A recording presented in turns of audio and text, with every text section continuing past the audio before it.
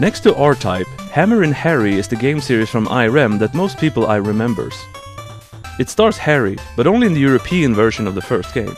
The rest of the series stars Gensan the Carpenter, who fights off a construction company and other pretty random evildoers with his big hammer across 8 games. I own 2 of them, Daiku no Gensan, which is a port of the original arcade game, and Gambare Daiku no Gensan on Super Famicom.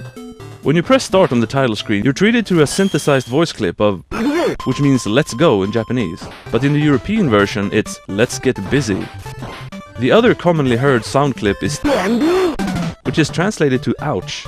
A lot more to the point than teande, to be fair, which is hard to translate as it is old Japanese slang for something. Anyway, the game is about smacking people around with a big hammer, but the hammer is a bit more versatile too. You can hold down and B to hit the ground, which makes enemies currently on the ground scarper, and you can just duck to shield yourself. This works with pressing up too, although that can actually hurt enemies as well. You'll pick up plenty of items in this game. 2 that affect your offensive capabilities are the big hammer and the spin, which makes Gensan spin his hammer around in a circle as an attack. This lets you hit enemies coming from above easier, but you can no longer do the ground pound. You'll also pick up a hard hat that gives you another hit point when you're down to only 1. Pants that makes you jump higher somehow, and 2 items that you have to press select to use, a timer that slows down enemies, and a bottle that recovers 1 hit point. The gameplay is somewhat fast-paced, at least with its enemies. They come at you with a certain fervor from any direction. It reminds me of a Contra game almost. It is fun, but there will be some cheap hits from some enemies that seem hard to avoid, and the reach of your hammer can sometimes be overestimated. The bosses are easier than the stages, to be sure, at least the first 2.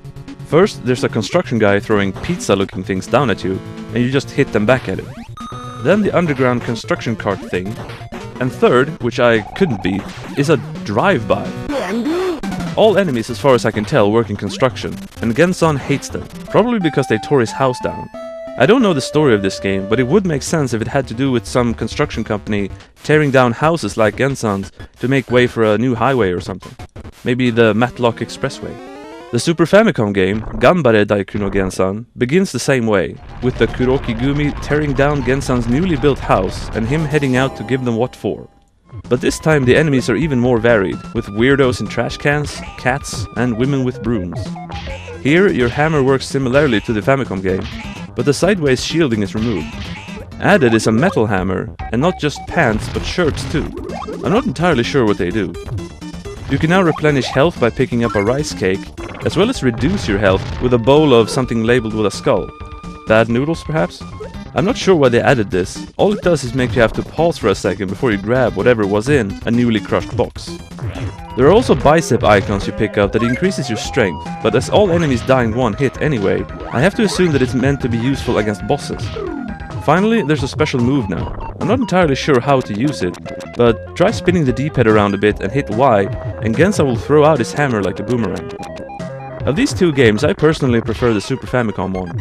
Even though it feels a little bit slower and more zoomed in than the original, it has a life bar instead of just 4 hits, as well as health items.